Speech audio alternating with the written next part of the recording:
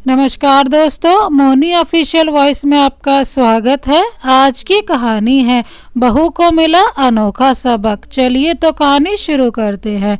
शंकर प्रसाद जी अपनी पत्नी के साथ सुबह सुबह शहर से जैसे ही घर लौटे तो उनकी बहू उन्हें देखकर मुंह बनाती हुई मन ही मन बोली, लो आ गए दोनों लैला मजनू। इस उम्र में भी दोनों साथ साथ घूमते फिरते हैं, जरा भी शर्म नहीं है।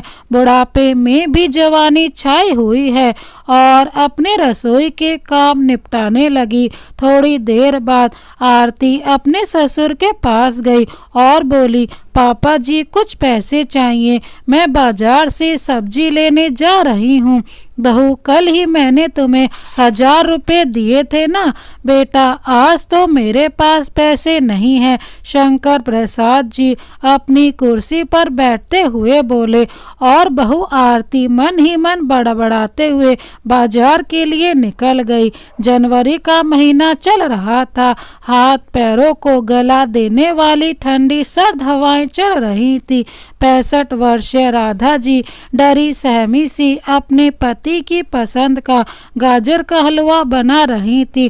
तभी अचानक उनके पति की आवाज आती है, अजी सुनती हो भाग्यवान, आज हमारे विवाह की 45वीं सालगिरह है। अरे बच्चे अंग्रेजी में क्या कहते हैं इसे? हाँ, हैप्पी मैरिज एनिवर्सरी। तो मैडम जी बताइए कैसे मनाना है यह दिन? शंकर प्रसाद जी ने बड़े प्यार से अपनी पत्नी राधा जी के गालों को बड़े ही प्यार से खींचते हुए कहा, अजी मनाना क्या है, अब तो हमारी उम्र हो चुकी है। अगर अब सालगिरह मनाएंगे तो सब लोग हंसेंगे हम पर। चलो छोड़ो, लेकिन एक बात तो बताओ, हमारी शादी को इतने साल बीत गए, तुमने मुझसे कभी कुछ मांगा क्यों नहीं? आज के खास मौके पर मैं जानना चाहता हूँ, तुम्हारी कोई इच्छा अधूरी रह गई हो तो बताओ।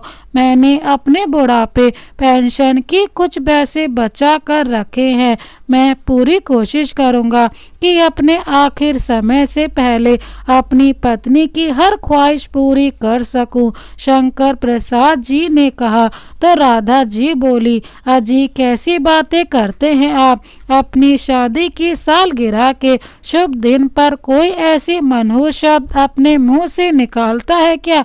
जाओ, मुझे नहीं चाहिए आपसे कुछ भी।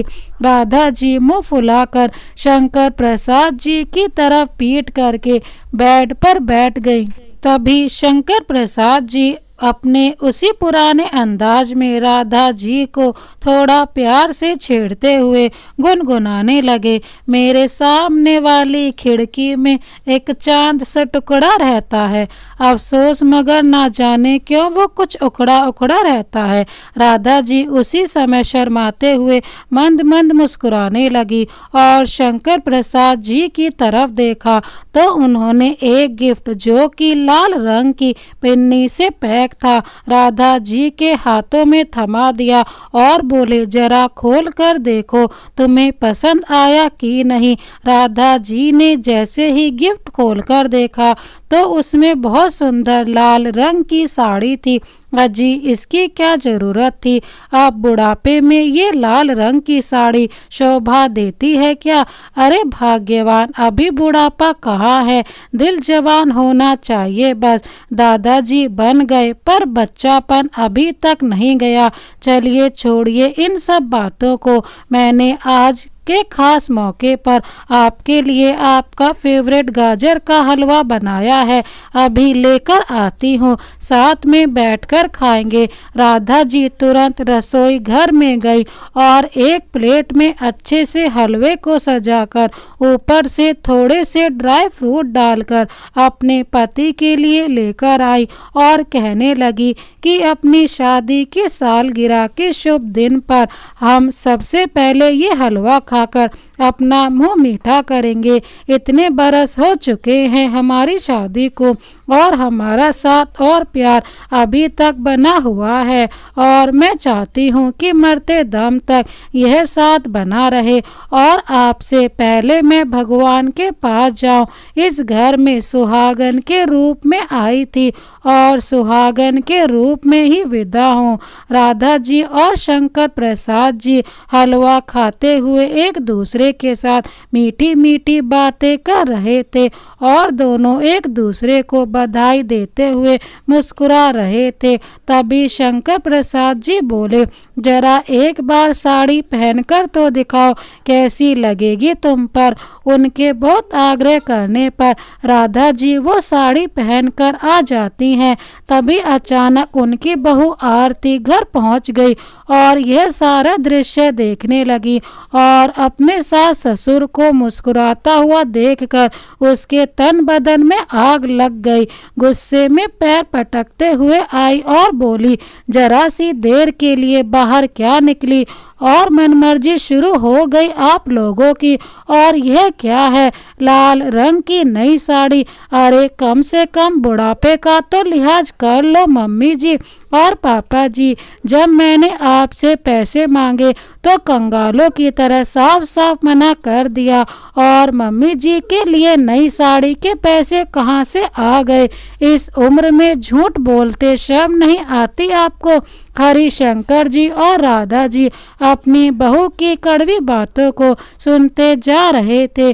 तभी आरती ने अपने ससुर के हाथ में हलवे की कटोरी देखी और बोली, हलवा बनाया है मुझसे पूछे बिना, मेरी इजाजत के बिना मेरी रसोई में कदम कैसे रखा आपने। बुढ़ापे में भी जीभ का चटोरापन कम नहीं हुआ आप लोगों का। थोड़ी देर के लिए घर सामान लेने बाजार क्या गई कि आप दोनों ने तो मौज मनानी शुरू कर दी। चुपचाप अपने कमरे में नहीं बैठा जाता क्या तुम लोगों से। पैर कब्र में लटके हुए हैं आप दोनों के और मेरी पीठ पीछे पार्टी चल रही है। यह सुनने के बाद शंकर प्रसाद जी से रहा नहीं गया। उनके सब्र का बांध टूट गया और बोले, बहू शायद तुम भूल रही हो कि यह घर तुमसे पहले हमारा है और हम इस घर में अपनी मन मर्जी से रह सकते हैं और जो जी चाहे वह पका कर भी खा सकते हैं। और जिस साड़ी की तुम बात कर रही हो वो मैं अपने पैसों से खरीद कर लाया हूँ। किसी के सामने हाथ नहीं फैलाए। क्या मैं अपनी पत्नी के लिए इतना भी नहीं कर सकता। तुम्हें ऐसे बोलने का कोई हक नहीं है। तभी आरती ने बड़ी बेशर्मी से अपने ससुर को तपाक से जवाब दिया और कहा कि यह आप लोगों का घर नहीं है और यदि इस घर में रहना है तो आपको मेरे हिसाब से ही रहना होगा, वरना दरवाजा खुला है, आप लोग जा सकते हैं। और भी एक बेटा है आपका, हमने ठेका नहीं ले रखा आप दोनों का, या फिर कुछ अलग से तो नहीं दे दिया आपने हम लोगों को। जो जेठानी जी को दिया है वही तो मेरे पास है। तभी शंकर प्रसाद जी बोले, बहू हमने ऐसा भी क्या कर दिया जो तुम इतना भड़क रही हो, हलवा ही तो बनाया है। इस बात पर आरती जोर से चिल्लाई, मुझसे पूछे बिना कैसे बनाया आपने यह हलवा। आपको यह मालूम नहीं क्या दूध और घी कितना महंगा है और फिर पैसे क्या पेड़ पर उगते हैं। अगर हलवा बनाना ही था तो मेरे लौटने का इंतजार नहीं कर सकते थे, थोड़ा सा भी सब्र नहीं था। और फिर मुझे दही भी जमानी है और फिर बच्चे भी लौटकर मिल्क शेक मांगेंगे। आपको पता है ना, बच्चे बिना घी की रोटियां नहीं खाते हैं और शाम को उन्हें गाजर का जूस भी देना होता है। आप तो शायद भूल गए होंगे कि बच्चों को गाजर का जूस पीने की सलाह दी है डॉक्टर ने। अब कहाँ से आएगी गाजर। दूध और घी दूध तो आप दोनों ही गटक गए, हमेशा अपनी मनमर्जी करते हैं। फिर राधा जी बोली, बहू मैंने ज़्यादा गाजर का इस्तेमाल नहीं किया था, उसमें थोड़ा सा ही दूध और घी डालकर हलवा बनाया था। बाकी की गाजर और दूध फ्रिज में रखी हुई हैं, इसलिए ज़्यादा गुस्सा करने की ज़रूरत नहीं है। फिर आरती बोली, माँ जी मुझे पाठ पढ़ाने की कोई ज़रूरत नहीं है कि मुझे क्या करना चाहिए और क्या नहीं। मुझे तुम जैसे बूढ़ों से पूछने की कोई ज़रूरत नहीं है। बस मेरी एक बात कान खोल कर सुन लो, आगे से मेरी इजाज़त के बिना अगर मेरी रसोई में कदम भी रखा तो आपके लिए ठीक नहीं होगा। इस पर राधा जी बोली, बहू हम अपने बेटे की कमाई खाते हैं, कौन सा तुम कमा कर खिला रही हो जो इतना भड़क रही हो, और अगर थोड़ा सा खर्च कर भी लिया तो क्या बिगड़ गया। इतना सुनते ही आरती का गुस्सा 7वें आसमान पर पहुंच गया। उसी समय आरती के पिता रामचरण जी वहां पहुंच गए। उन्होंने दरवाजे से ही अपनी बेटी के चिल्लाने की आवाज़ सुन ली, इसलिए वह वहीं दरवाजे की आड़ में खड़े हो गए और वहीं खड़े खड़े सारा नज़ारा देखने लगे। उन्होंने देखा कि आरती ने झपट कर अपने सास ससुर के हाथ से हलवे की प्लेट छीनी और बोली, यह घर मेरा है और मैं इस घर की मालकिन हूँ, और वह आपका बेटा पहले हुआ करता था, अब वह मेरा पति है, और पति की हर चीज पर सबसे पहले उसकी पत्नी का हक होता है, ना कि उसके बूढ़े माँ बाप का। अब जैसा मैं कहूँगी वही सब तुम्हें करना होगा, अपनी मन मर्जी चलाने की ज़रूरत नहीं है। ऐसा कहते हुए आरती गुस्से में तमकते हुए अपने कमरे में चली गई। राधा जी और शंकर प्रसाद जी की आंखें भर आईं और वह अपने भाग्य पर रोने लगे। राधा जी और शंकर प्रसाद जी के 2 बेटे थे, बड़ा बेटा अनमोल और छोटा बेटा विकास। उनके घर की आर्थिक स्थिति ज़्यादा अच्छी नहीं थी, परंतु फिर भी उन्होंने अपने दोनों बेटों को दिन रात मेहनत मजदूरी करके अच्छे स्कूल में पढ़ाया और पढ़ लिख कर बड़ा बेटा तो इंजीनियर बन गया और छोटा बेटा विकास आर्मी में भर्ती हो गया। दोनों माता पिता अपने बच्चों की तरक्की देखकर बहुत खुश थे। उन्होंने अपना पूरा जीवन अपने बच्चों पर खर्च कर दिया। दोनों ही बेटों ने प्रेम विवाह किया था। बड़ा बेटा अनमोल तो अपनी पत्नी को लेकर विदेश चला गया और वहीं पर बहुत बड़ी मल्टीनेशनल कंपनी में जॉब करने लगा, जबकि छोटा बेटा विकास आर्मी में ऑफिसर था तो वह अपने ड्यूटी पर रहता था और राधा जी और शंकर प्रसाद जी अपनी छोटी बहू आरती के पास रहते थे। विकास अपने माता पिता से बहुत ज़्यादा प्रेम करता था, जबकि उनके बड़े बेटे अनमोल को उनकी कुछ परवाह नहीं थी। वह केवल अपनी गृहस्थी में ही रम गया था और विदेश में ही रहता था। आरती को इसी बात का गुस्सा रहता था कि वह बूढ़े बुढ़िया की देखभाल अकेले ही क्यों करे, इसलिए वह अपने सास ससुर को तंग करती रहती थी। शंकर प्रसाद जी की आंखों से आज आंसू बह निकले। वे खुद को कोसने लगे कि उन्होंने अपने बुढ़ापे के लिए कुछ बचा कर क्यों नहीं रखा, क्यों उन्होंने अपने बेटों की पढ़ाई के लिए अपना घर तक बेच दिया और खुद कंगाल होकर इस कगार पर आ पहुँचे कि बेटे बहू के टुकड़ों पर पलना पड़ रहा है। दोनों बूढ़े बुढ़िया इतनी बातें सोच ही रहे थे कि तभी आरती अपने कमरे से निकलकर आती है और चिल्लाती हुई अपने सास ससुर से बदतमीजी से कहने लगी, अभी तक आप दोनों यहीं बैठे हैं, इतना भी नहीं समझ में आता कि फर्श पर गंदगी पड़ी हुई है तो कम से कम साफ ही कर दे।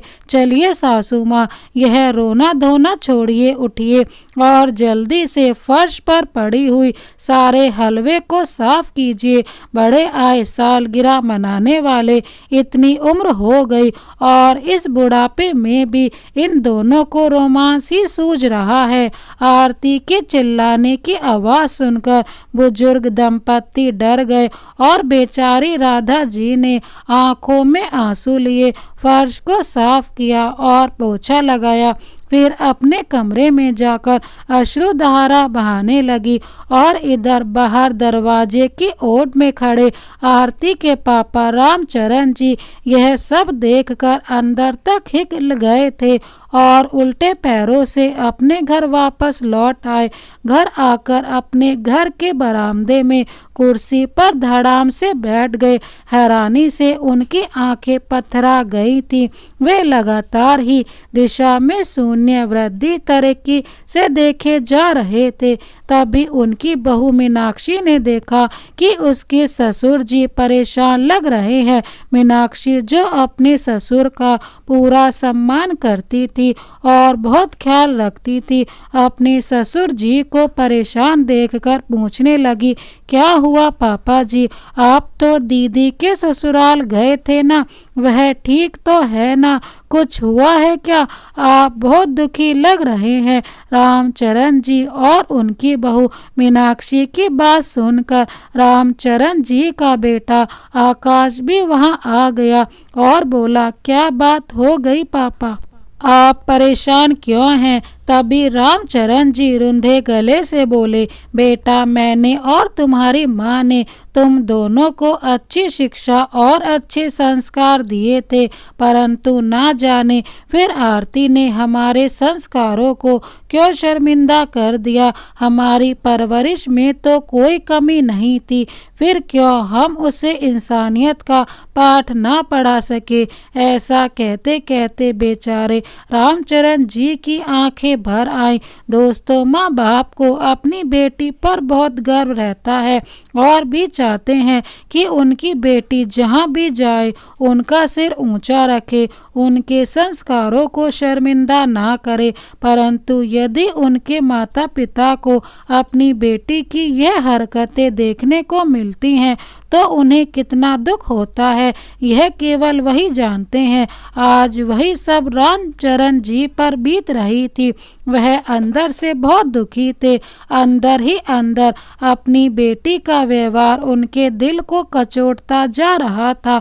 उन्होंने अपने बेटे बहू से कहा कि आज जब मैं आरती के घर पहुंचा तो मैंने देखा कि वह अपने बूढ़े सास ससुर के साथ जानवरों से भी बदतर सलूक कर रही थी। यह सुनकर आकाश गुस्से में आ गया और बोला, तो पापा आपने उससे कुछ कहा क्यों नहीं? आपको उसे डांटना चाहिए था, उसे फटकारना चाहिए था। इस पर रामचरण जी बोले, बेटा मुझे कुछ समझ नहीं आ रहा था। वह इस तरह का व्यवहार कर रही थी कि मुझे उसे अपनी बेटी कहते हुए भी शर्म आ रही थी। मेरी हिम्मत तक ना हुई कि उसके पास जाऊं। उसके सास ससुर इतने भले इंसान हैं, मैं उनके सामने अपना चेहरा कैसे दिखाता, उनसे नजरें कैसे मिलती। तभी तो मैं बाहर से ही वापस लौट आया।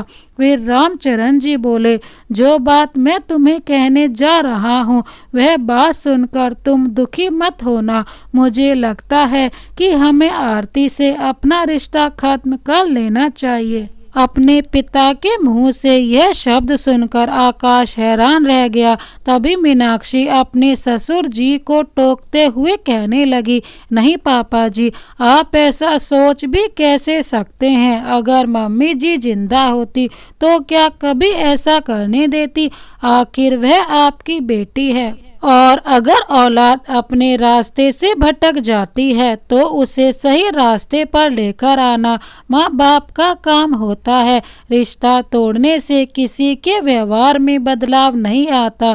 तभी रामचरण जी कहने लगे, आज मैं बहुत ही लाचार महसूस कर रहा हूँ। मैंने और तुम्हारी माँ ने अपनी बेटी आरती को दुनिया की सारी खुशियाँ दी, सब कुछ दिया, लेकिन उसे एक अच्छा इंसान तक नहीं बना सके। तभी मीनाक्षी ने अपने ससुर जी को संभाला और कहा, पापा वह सब छोड़िए, यह वक्त टूटने का नहीं है, आपको खुद को संभालना होगा। कुछ दिनों बाद भाई दूज का त्योहार आ रहा है और दीदी यहाँ पर आएंगी। आप चिंता मत कीजिए, आगे मैं सब संभाल लूँगी। मैं जानती हूँ कि आगे मुझे क्या करना है, आप चिंता मत कीजिए। अपनी बहू की ढांढस भरी और उम्मीद भरी बातें सुनकर रामचरण जी को बहुत अच्छा लगा। उन्हें कुछ राहत महसूस हुई तो वह बोले, ठीक है बहू, मैं जानता हूँ कि तुम सब कुछ संभाल लोगी, मुझे तुम पर पूरा विश्वास है। भाई दूज के त्योहार से पहले ही आरती हमेशा की तरह उसकी तैयारी में जुट गई और अपने भाई के लिए कुछ गिफ्ट और मिठाई खरीद कर ले आई। अपने मायके जाने के बारे में सोच सोच कर वह मन ही मन बड़ी प्रसन्न थी। भाई दूज के त्योहार पर खुशी खुशी मायके पहुंच गई। आते ही अपने भाई और भाभी से मिली। उसकी नजरें अपने पापा को ढूंढ रही थी, लेकिन पापा कहीं नजर नहीं आ रहे थे। आ गई दीदी, हम सब आपका ही इंतजार कर रहे थे, आप आराम से बैठिए, मैं आपके खाने के लिए कुछ लेकर आता हूँ, मीनाक्षी ने कहा। फिर आरती बोली, नहीं भाभी, उसकी कोई ज़रूरत नहीं है, आप बस यह बताइए कि पापा कहाँ हैं। आरती की बातें सुनकर मीनाक्षी ने बड़ी ही बेरुखी से कहा, अरे होंगे यहीं कहीं, मुझे क्या मालूम, मैं कोई दिन भर उनके आगे पीछे थोड़ी ना घूमती रहती हूँ। अरे वह तो वैसे भी दिन भर घर पर खाली तो पड़े रहते हैं और मुझे तो घर के और भी काम होते हैं। अपनी भाभी की बात सुनकर आरती हैरान रह गई। तभी आकाश बोला, अरे आरती तुम आ गई, और कैसी है मेरी बहन, जीजा जी और बच्चे कैसे हैं? वह सब ठीक है, बच्चों को साथ लेकर क्यों नहीं आई? अरे बच्चों के एग्जाम थे इसलिए घर पर पढ़ाई कर रहे हैं, और तुम्हारे जीजा जी एक हफ्ते बाद आने वाले हैं, लेकिन भैया पापा कहीं नजर नहीं आ रहे, कहाँ हैं वह? आरती ने फिर से वही प्रश्न किया। परेशान होकर आरती खुद कुर्सी से उठकर चारों तरफ घर में आवाज लगाती हुई अपने पापा को ढूंढने लगती है। पापा पापा कहाँ हैं आप? देखो आपकी बेटी आपसे मिलने आई है। आरती की माँ के जाने के बाद से वह अपने पापा के बहुत ज़्यादा क्लोज हो गई थी। तभी आरती की नज़र बरामदे के पीछे बने हुए बाथरूम के पास गई। उसने देखा उसके पापा बदहवास हालत में बाथरूम के बाहर पड़े हुए हैं। वह दौड़कर अपने पापा के पास चली गई। पापा आपको यह क्या हो गया? आप ऐसी हालत में यहाँ बाथरूम के बाहर क्यों पड़े हैं? तभी आरती ने अपने भैया भाभी को आवाज़ लगाई और बोली, तुम लोगों ने मेरे पापा को यहाँ क्यों रखा है? आरती रोते हुए पूछने लगी। इस पर मीनाक्षी ने जवाब दिया, अरे दीदी आप इस बुढ़े को छोड़ो, जीभ पर कंट्रोल ही नहीं है।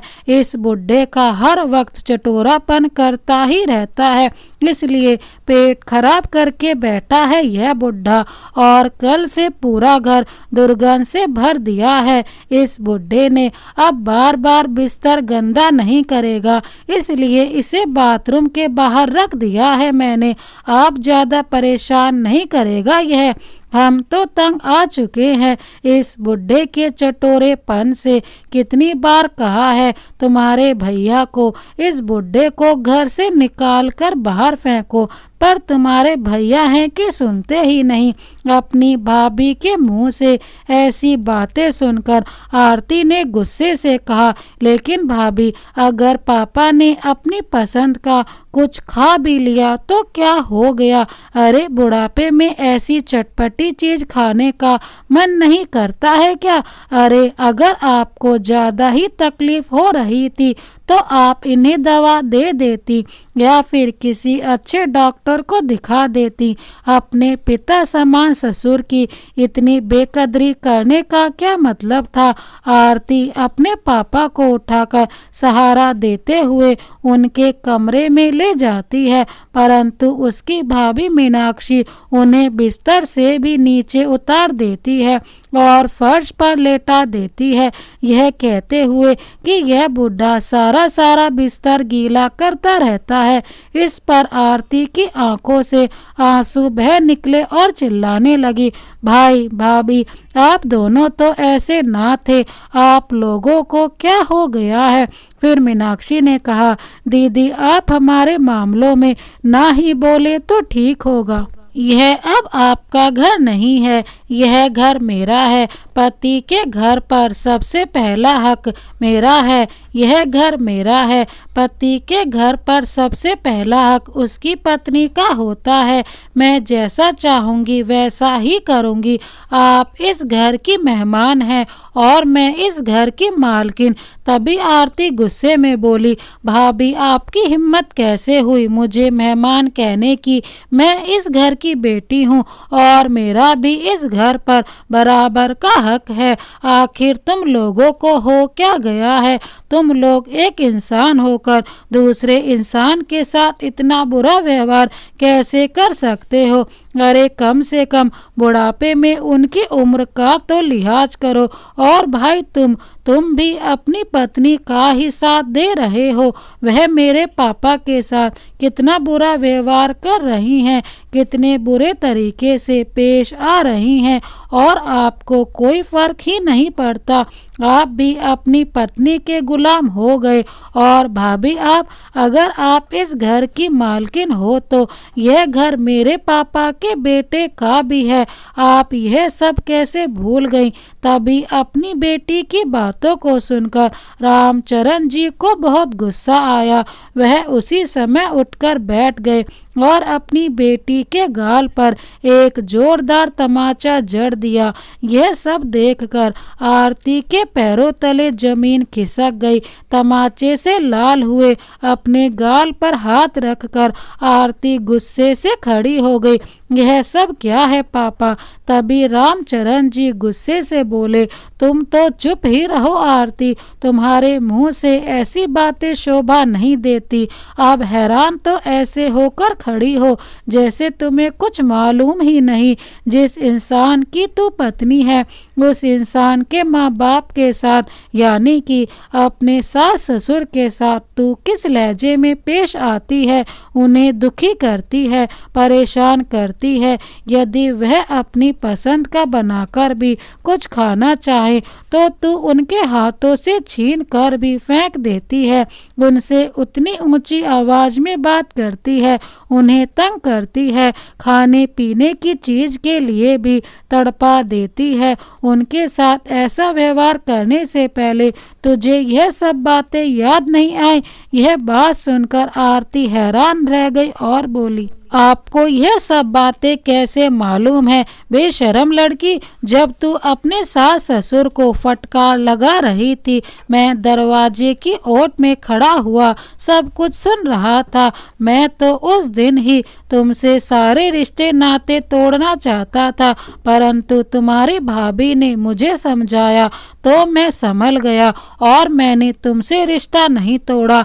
यह सुनकर आरती धम से नीचे जमीन पर बैठ गई और सोच में पड़ गई। फिर रामचरण जी बोले, आरती हमने तो तुम्हारे सारे शौक पूरे किए थे, कहाँ कमी रह गई हमारे संस्कारों में जो तुम्हारी वजह से मैं कहीं मुंह दिखाने लायक नहीं रहा।